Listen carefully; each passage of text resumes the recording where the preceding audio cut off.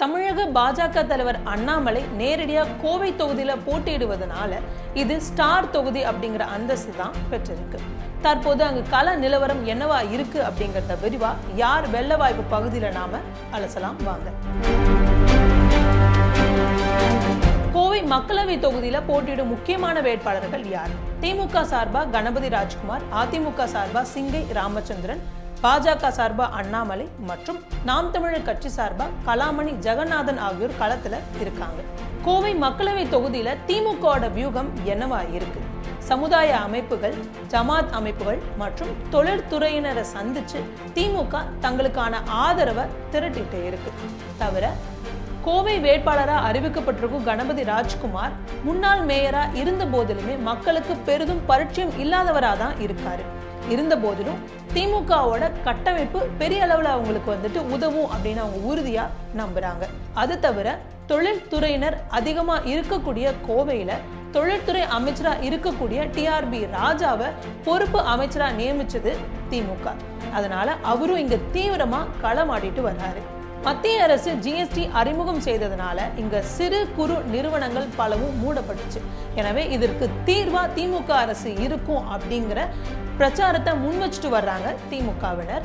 மேலும் உங்களுக்கான வளர்ச்சி திட்டங்களை அறிமுகம் செய்வதா திமுகவினர் வைக்கும் வாக்குறுதிகளை தொழில்துறையினரை அதிகமா ஈர்க்குது அப்படின்னு சொல்லலாம். இதனால சிறு குறு தொழில் நிறுவனங்கள் திமுகவை ஆதரிக்கும் மனநிலையில தான் இருக்காங்க. அது தவிர கோவையில இருக்கக்கூடிய கணிசமான வாக்கு வங்கியா இருக்கிறது என்ன அப்படின்னா இஸ்லாமியர்கள் வாக்கு. இது திமுகவுக்கு செல்லும் அப்படின்னு அவங்க உறுதியா நம்புறாங்க.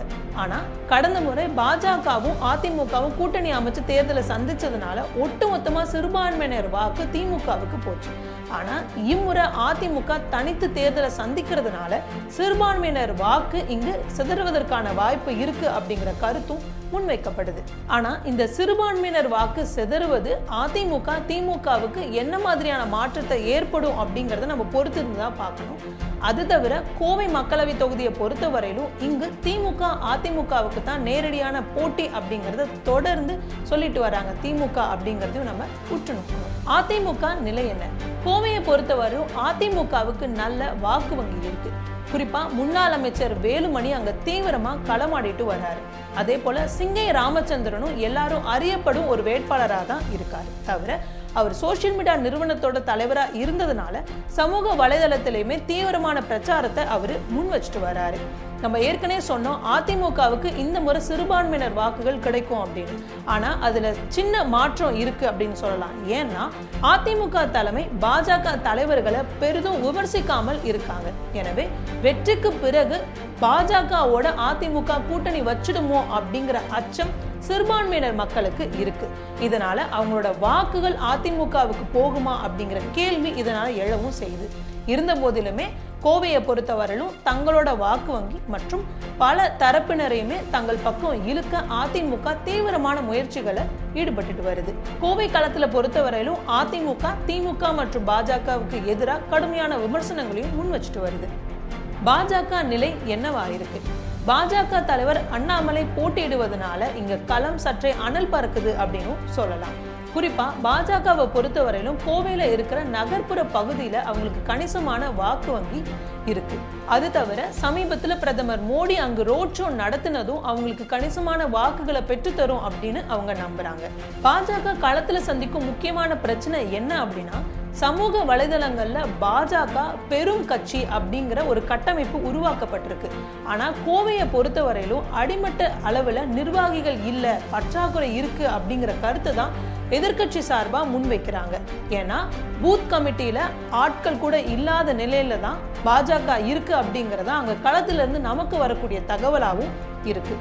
களத்துல இப்படியான நிலை இருந்தாலுமே அண்ணாமலை தொடர்ந்து மாநில அரசுக்கு எதிரான வாதத்தை தான் முன் வச்சுட்டு பரப்புரையை மேற்கொண்டுட்டு வராரு. குறிப்பா மாநில அரசு எந்த திட்டத்தையுமே செயல்படுத்தல, வெற்றி பெற்று பாஜக வந்துச்சு அப்படின்னா தனித்த மற்றும் அடிப்படை திட்டங்களை கொண்டு வருவோம் அப்படிங்கிற பிரச்சாரத்தை தீவிரமா முன் வச்சுட்டு வராரு. குறிப்பா விவசாயிகள் மற்றும் தொழிற்துறைக்கு தனித்த வாக்குறுதிகளுமே அழிச்சிட்டு வர்றதுமே மக்கள் மத்தியில பெரும் ஆதரவை பெற்றிருக்கு அப்படின்னு தான் சொல்லணும். 2024 களம் எப்படி இருக்கு? கோவை தொகுதியில யார் வெல்ல போறாங்க அப்படிங்கறத கோவை மக்கள் தெரிஞ்சுக்க எப்படி ஆர்வமா இருக்காங்களோ அதே போல பிற தொகுதி மக்களும் தெரிஞ்சுக்க ஆவலா இருக்காங்க அப்படின்னு தான் சொல்லணும். ஏன்னா பாஜக தலைவர் அண்ணாமலை அங்க நேரடியா போட்டியிடுவது அனைவர் மத்தியிலுமே ஆர்வத்தை தூண்டி இருக்கு. கடந்த முறை திமுக கூட்டணியில சிபிஎம் கட்சி சார்பா வெற்றி பெற்ற நடராஜன் மீது நல்ல பேரும் இல்ல கெட்ட பேரும் இல்ல அப்படின்னு தான் சொல்லணும். ஆனா மாநில அரசு அதாவது திமுக கொண்டு வந்த சில திட்டங்கள்னால மக்கள் மத்தியில அதிருப்தி நிலவுது அப்படின்னு தான் சொல்லணும். குறிப்பா அவங்க மின் கட்டணம் உயர்த்தியது, சொத்து வரி உயர்த்தியது, இப்படி பல விஷயங்கள்ல திமுக மேல மக்கள் குற்றச்சாட்டை முன்வைக்கிறாங்க. எனவே இது திமுகவுக்கு பின்னடைவை ஏற்படுத்தலாம். அதே போல ஜிஎஸ்டி கொண்டு வந்ததுனால சிறு குறு தொழில் நிறுவனங்கள் பெரும் பாதிப்பை சந்திச்சாங்க. இதனால மத்திய அரசு மேல மக்களுக்கு பெரும் அதிருப்தி நிலவுது. எனவே இந்த இரு கட்சிகள் மீது நிலவும் இந்த அதிருப்தி வாக்குகள் அதிமுகவுக்கு போவதற்கான அதிக வாய்ப்புகள் இருக்கு அப்படின்னு தான் சொல்லப்படுது. கோவை மக்களவை தொகுதியை பொறுத்தவரையிலும் திமுக, அதிமுக, பாஜக இடையே தான் கடுமையான போட்டி நிலவுது. எனினும் சிறுபான்மையினர் மற்றும் தொழிற்துறையினர் வாக்குகள் திமுகவுக்கு போக அதிகமான வாய்ப்பு இருக்கும் அப்படிங்கறதான் களத்திலிருந்து நமக்கு கிடைக்கிற தகவலா இருக்கு. தற்போது வரை ஆளும் கட்சியா இருக்கக்கூடிய திமுகவுக்கு தான் களம் சற்றே ஆதரவா இருக்கு. தவிர அதிமுகவை பொறுத்தவரையிலும் 2வது இடத்தை பிடிச்சிட தீவிரம் காட்டிட்டு வர்றாங்க.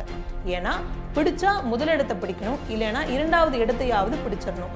எக்காரணத்தை கொண்டும் பாஜகவை 2வது இடத்துக்கு கொண்டு வந்துடக்கூடாது அப்படிங்கிறத திமுகவோட அதிமுக ரொம்பவே தீவிரமான ஒரு முடிவுல இருக்காங்க. எனவே அதுக்கு தகுந்த மாதிரியான காய்களை தான் அங்க அவங்க நகர்த்திட்டு வர்றாங்க. நம்ம ஏற்கனவே சொன்ன மாதிரி இந்த 3 கட்சிகளிடையே தான் போட்டி இருக்கு அப்படிங்கிற நிலையில அங்க தேர்தல் களம் அப்படிங்கிறது அனல் பறக்குது அப்படின்னு சொல்லலாம். ஆனா இறுதியா மக்களோட முடிவு என்னவா இருக்கும் அப்படிங்கறத நம்ம பொறுத்திருந்து தான் பார்க்கணும். குறிப்பா தமிழக பாஜக தலைவர் அண்ணாமலை அவர் விடுத்த அந்த சவால்ல வெல்லுவாரா அப்படிங்கறத தேர்தல் வரை நம்ம பொறுத்திருந்து தான் பார்க்கணும். நன்றி. நான் நிவேதா தனிமொழி.